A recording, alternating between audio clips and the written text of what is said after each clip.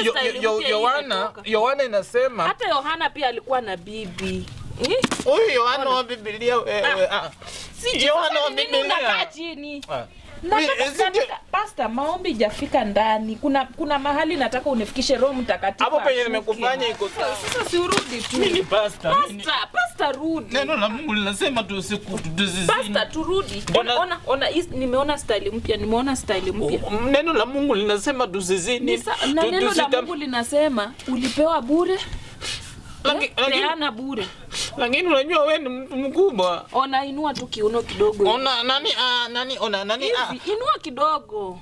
Nikuonyeshe style mpya. Yohana inasema hata Yohana pia alikuwa na bibi. Huyu Yohana wa Biblia Si Yohana wa Biblia. Unakaa chini. Nataka pastor, maombi jafika ndani. Kuna mahali nataka unifikishe Roho Mtakatifu. Hapo penye nimekufanya iko sawa hivyo. Haujanifanya vizuri. Neno la Mungu linasema ya kwamba linasema mkwe mnakuja kanisani. Msikuwe mnanyimana. Ni dhambi hata utaenda mbinguni.